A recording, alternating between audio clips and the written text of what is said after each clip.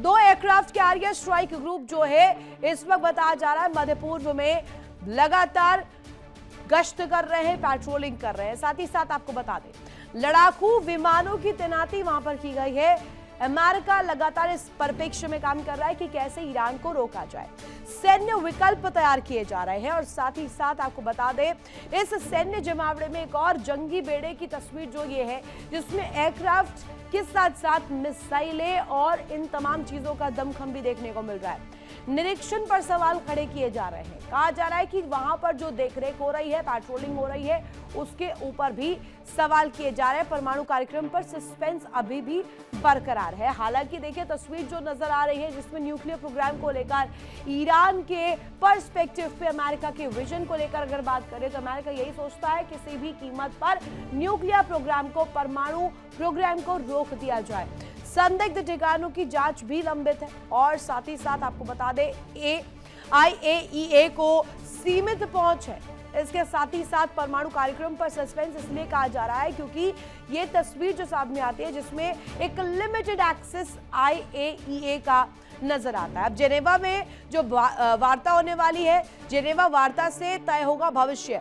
परमाणु समझौते की संभावना क्योंकि इससे सीधे सीधे बनती है और ये यही वजह है कि जेनेवा में जो वार्ता होने वाली है इसको लेकर के ये तस्वीर प्रेजेंट की जा रही है कि ईरान अमेरिका के बीच जो तनाव चल रहा है वो कहीं ना कहीं यहां से रुक सकता है।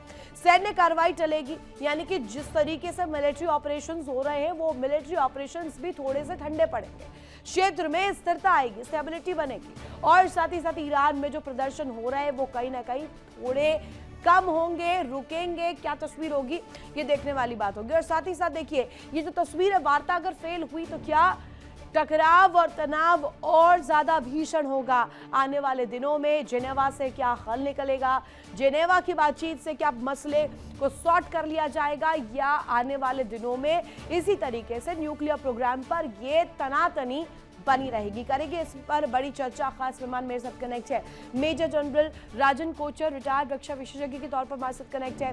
साथ ही कर्नल शैलेंद्र सिंह, रिटायर्ड रक्षा विशेषज्ञ के तौर पर हमारे साथ कनेक्ट है। अमिताभ कुमार, विदेश मामलों की जानकार, हमारे साथ कनेक्ट है। सबसे पहला सवाल मेरा शैलेंद्र सर आज आप ही से रहेगा। Good morning sir. और पहला सवाल यही कि क्या जिनेवा वाली बातचीत जो है मसले को सॉल्व करने के लिए काफी है और जिनेवा में अगर बातचीत बन जाती है तो क्या अमेरिका ईरान के बीच तनाव खत्म हो जाएगा, मध्य पूर्व में शांति आ जाएगी? जय हिंद, नमस्कार।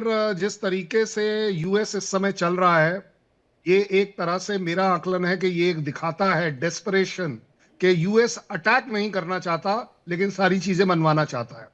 एक एयरक्राफ्ट ये जो कैरियर ग्रुप है ये एक पूरी आर्मी के बराबर है और दो आर्मी आपने लगा रखी हैं। आपने अपने F-16, F-35, 22 कोई गिनती ही नहीं है जिन जहाजों को आपने दाएं बाएं लगा रखा है। स्पेशल फोर्सेस, ग्राउंड फोर्सेस को आपने ईरान के आसपास लगा रखा है। ये सारी चीजें मेरा आकलन करता है कि यूएस सिवाय अटैक के सब कुछ करना चाहता है, क्योंकि अटैक करेगा अगर यूएस तो उसे ये जरूर मालूम है कि वो जीत जाएगा, लेकिन कभी भी कोई भी आर्मी कमांडर उसका ये गारंटी नहीं दे पाएगा कि there will be no body bags. 100 जगह पर वो जीत सकता है लेकिन ईरान को सिर्फ किसी एक मिसाइल और एक ड्रोन पर जीतना है जो स्ट्राइक कर पाए। और जिस तरीके की तैयारी उसकी मिसाइल्स की है इसमें कोई शक नहीं है। एक रिस्पॉन्सिबल एनालिसिस कहता है कि वो भी एक पोटेंट फोर्स है, हारने वाली फोर्स है लेकिन अपने आप में घातक फोर्स है। ओके। जिनीवा टॉक के लिए अगर आप देखें, मुझे लग रहा है कि न्यूक्लियर रिलेटेड UN IAEA का जो इंस्पेक्शन या डीलिंग्स है वो मुझे लग रहा है सक्सेसफुल हो जाएगी।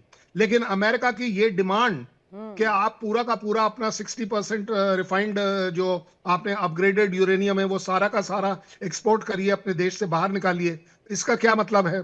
अगर देखिए कंसेशंस इस तरह दिए जाते हैं कि ईरान को भी हक है कि वो 15 से 20% को अपग्रेड करे अपने बिजली के लिए, अपनी एनर्जी के लिए। मिसाइल का जो क्लॉज है वो यूएस का क्लॉज नहीं है, वो ईरान का क्लॉज है, क्योंकि ईरान बिल्कुल नहीं चाहता कि उसके पास वो ईरान का जो मिसाइल प्रोग्राम है। संभावित तौर पर हम बातचीत कर रहे हैं कि अगर ये सफल हो जाता है तो क्या कंडीशन रहेगी। अब राजन सर से जान लेते हैं। राजन सर, अभी जो बैक हिस्ट्री हम देख रहे हैं, इतिहास हम देखिए, अभी जितनी दौर की बातचीत हुई है, दोनों ही तनातनी दिखा रहे हैं।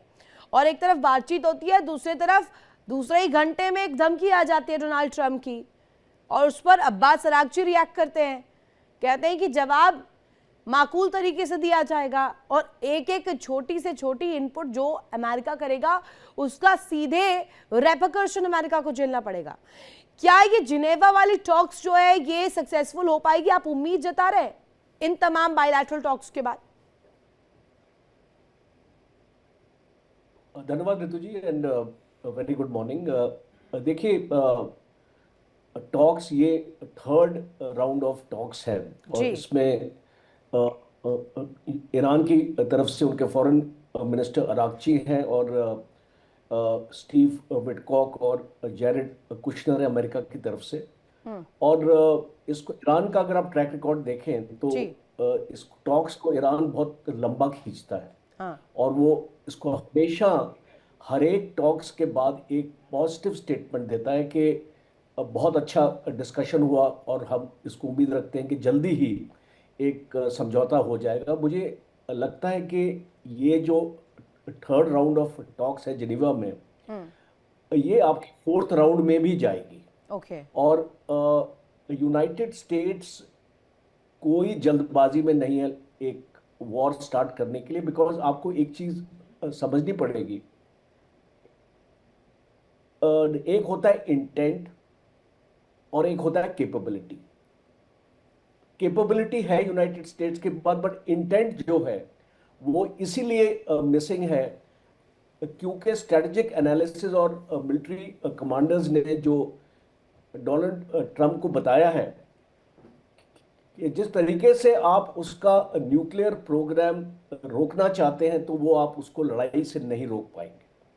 आप उसको डिले कर सकते हैं 2 साल, 3 साल, 4 साल, उससे ज़्यादा आप उसका न्यूक्लियर प्रोग्राम नहीं रोक पाएंगे।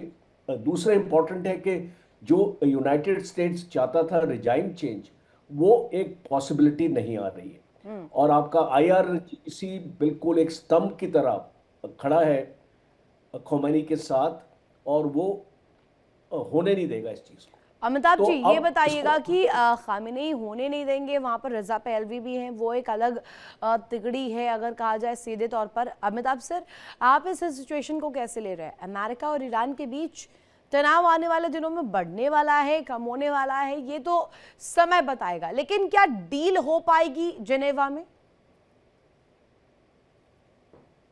मुझे लगता है कि अमेरिका जो है ना, ये जो दादागिरी सारी दुनिया पे करता रहता है, ये अगले एक युद्ध को आमंत्रित कर रहा है, बहुत करीब है। ईरान भी एक बहुत ही प्राचीन देश है, बहुत शक्तिशाली देश है, उसको कम नहीं आंका जा सकता है। अभी तक अगर अमेरिका ने हमला नहीं किया है तो उसका डर भी है, उसको पता है कि ईरान भी जो है उसे बहुत नुकसान पहुंचा सकता है, जीत भले न सकता हो। जिस तरीके से अमेरिका को क्या हक है कि वो सीधे सीधे इसकी गर्दन पकड़ के कह रहा है कि हम तुम्हें ये नहीं करने देंगे, वो नहीं करने देंगे, और उसके देश के अंदर जो है आंतरिक जो है विवाद को, उपद्रव को हवा दे रहा है। ये सारी दुनिया में क्या करता फिर रहा है? इन लोगों की हरकत से और इन लोगों का जो व्यवहार रहा है और जो कुछ ये समुद्री डाकुओं की तरह अभी जैसे वेनेजुएला को उन्होंने लूटा है, सारी दुनिया को ये फिरंगी जो है सारी दुनिया को अपनी बपौती समझ रहे हैं, ऐसा लगता है। ये क्या कर रहे हैं? हर एक देश के अंदर उसके अपने नागरिकों की इच्छा के अनुसार, समझ के अनुसार चीज़ों को व्यक्त होने देना चाहिए, बढ़ने देना चाहिए, शासन को अपना काम करने देना चाहिए। ये जबरदस्ती कर रहे हैं। अगर कहीं किसी देश को किसी दूसरे देश से कोई आपत्ति है तो यूनाइटेड नेशंस के बीच में बैठ करके फैसला होना चाहिए। वो सारा छोड़ करके अमेरिका अगर अकेले अपने दम पे और अपनी दादागिरी के दम पे सारा कुछ करना चाहता है, जिन बातों का वो आरोप उनके ऊपर लगा रहा है, वो खुद वो सब करता रहा है। खुद वो सबसे ज़्यादा एटॉमिक बड़ी शक्ति बना हुआ है, खुद वो सारे आतंकी शक्तियों को जो है फंडिंग करता रहा है, प्रोवोक करता रहा है, खुद वो दुनिया भर में उपद्रव कराता रहता है और इनके ऊपर आरोप लगाता है। ईरान पे आरोप लगा रहा है। इराक पे इन्होंने क्या किया था? झूठे आरोप लगा करके इराक को खत्म कर दिया, उसके तेल पे कब्जा करना था इन्हें। आज वेनेजुएला के तेल पे ये दूसरों को लूट करके अपना घर समृद्ध करने वाली जो प्रवृत्ति है अमेरिकन की, फिरंगियों की, ये उपनिवेशवाद वाला सिस्टम जो है ना, अभी जिस ढंग से ये लोग चला रहे हैं, वो अगर नहीं रुकता है, खतरा वहां पे है, खतरा ईरान से नहीं है। अगर आप इस्लामिक जो शक्तियों का उभार जो है और उसका जो असर जो है सारी दुनिया पर अगर देख रहे हैं, उसका भी कारण कहीं ना कहीं से यही लोग रहे हैं, क्योंकि इन्होंने उन शक्तियों का, जिहादी शक्तियों का हमेशा इस्तेमाल किया है। केवल ईरान नहीं, हमास और हुती और इन सबको फंड करता है, अमेरिकन भी करते रहे हैं, और इन्होंने मुस्लिम जिहादियों को, उनकी शक्तियों को खूब इस्तेमाल किया है, फंड कर करके सारी दुनिया में तबाही मचाई है।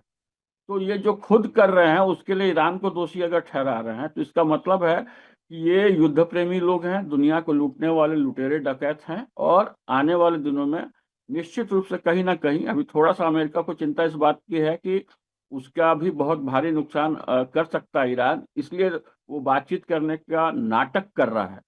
लेकिन कहीं ना कहीं ईरान दबाव में नहीं आ रहा है। अगर ईरान में सत्ता परिवर्तन नहीं होता है तो निश्चित रूप से अमेरिका हमला करेगा, मानेगा नहीं, और सारी दुनिया को एक युद्ध की तबाही में झोंकेगा। ये ट्रंप जो है बार बार शांति पुरस्कार लेने की कोशिश करता है और सारी दुनिया को युद्ध में झोंकने के सारे कारनामे करते रहता है, और ये अमेरिका की पुरानी आदत है, आज की नहीं। बिल्कुल। और शिवदान सर हमारे साथ कनेक्ट हैं। अब कर्नल शिवदान सर, ये हम देखते हैं तस्वीर जो लगातार कहा जाता है कि आमने सामने टकराव तो जरूर है, वार्ता फेल होगी सफल होगी वो तो आने वाला समय बताएगा, लेकिन अभी जो विमान वाहक जो कहा जाए एयरक्राफ्ट जो लगाए हुए अमेरिका ने, जो युद्धपोत अभी ईरान की किलेबंदी के लिए लगा दिए हैं चारों तरफ, ये कहा जा रहा है, ये बहुत बड़ा सवाल उठ रहा था कि ये कहा जाएगा जमीन से हमला होगा, समंदर से अटैक किया जाएगा। अब इसमें दो कदम आगे ईरान निकलता है, ईरान कहता है तैनाती कीजिए, हम समंदर में ही डुबो देंगे आपके एयरक्राफ्ट्स को।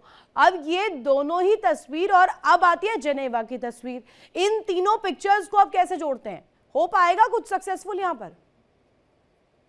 देखिए, मैं ये कहना चाहता हूं कि आजकल के जमाने में युद्ध का स्टाइल बदल गया है।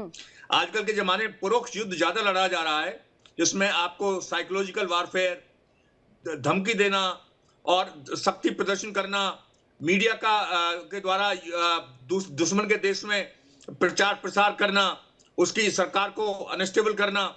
अमेरिका ने ये सब मीन्स ईरान पर लगा चुका है। ईरान में जो एजिटेशन हुआ है सब अमेरिका के इशारे पर हुआ है। अमेरिका ही वहां पर सत्ता परिवर्तन करना चाहता है। वहां पर ये जो खुमनेई की सरकार है इसको बदलवाना चाहता है, और वो इस नाम पर कि हम इस्लामिक कट्टरपंथी सरकार नहीं चाहते, हम चाहते प्रजातंत्र।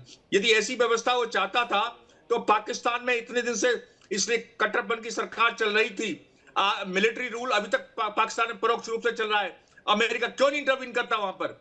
जो भी देश अमेरिका के चंगुल में रहता है, जैसा कि पाकिस्तान हमेशा से अमेरिका के चंगुल में रहा है, तो पाकिस्तान हर चीज करने के लिए फ्री है। अभी देखिए, पाकिस्तान में न्यूक्लियर बॉम्ब को कभी अमेरिका ने रोका, न्यूक्लियर प्रोग्राम को पाकिस्तान ने कभी चेक नहीं किया, तो बार बार ईरान पर ही धमकी क्यों दी जा रही है कि वो ईरान अपना न्यूक्लियर प्रोग्राम छोड़े? तो ये सब अमेरिका के एक प्रकार से पूरे दुनिया को, पूरे मिडिल ईस्ट को ये सत्ता का अपना ताकत का वो दिखाने की चाहता है कि मैं कितना ताकतवर हूं और मैं जो है अपने एयरक्राफ्ट कैरियर लगाता हूं। मगर मैं यहाँ ये बताना चाहता हूं, अमेरिका कभी भी ईरान पर इस प्रकार हमला नहीं करेगा। ये वेनेजुला नहीं है जिसमें एक रात में गए और राष्ट्रपति और उनकी पत्नी को उठा लाए। ये ईरान है, इसने बहुत 79 से इस तरह के हरकतें देख रहा है ईरान। उसने शाह पहलवी की सत्ता को प्रवर्तन देखा है, तरह तरह के कई युद्ध कर चुका है ईरान अपने आसपास। इसलिए ईरान के साथ अमेरिका कोई भी इस तरह का पंगा नहीं लेगा। वो खाली उसने शक्ति प्रदर्शन जरूर किया है, ईरान को दिखाने की कोशिश की है।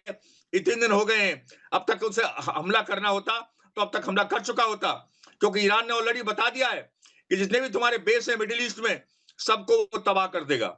इसलिए, और ईरान के साथ इस वक्त रूस भी खड़ा है, चीन भी खड़ा है, तो इस प्रकार से ईरान अकेला नहीं है और अमेरिका कभी उस पर हमला नहीं करेगा। ये तनाव इस प्रकार चलता रहेगा और यदि कोई हल निकलेगा तो बातचीत से ही निकलेगा। बिल्कुल शिवदान सर, जैसा कि आप कह रहे हैं, और शैलेंद्र सर से समझ लेते हैं। शैलेंद्र सर, एक दौर की बातचीत फेल, दूसरे दौर की बातचीत फेल, और न जाने अब ऐसे ईरान अमेरिका के बीच ये बातचीतों का जो सिलसिला है ये कहाँ जाकर रुकेगा? क्या ये हो भी पाएगा, या ये इसी तरीके से सामने आएगा कि अमेरिका और ईरान तनातनी इसी तरीके से बनाकर रखेंगे और आने वाले समय में मध्य पूर्व में, मिडिल ईस्ट में यही तस्वीर नजर आएगी इंस्टेबिलिटी की? देखिए इंडिया डेली 24/7 अब आपकी स्मार्ट टीवी पर। इंडिया डेली मौजूद है सभी डिजिटल प्लेटफॉर्म पर लाइव और लगातार। इंडिया डेली 24/7 हर दिन राष्ट्र को समर्पित।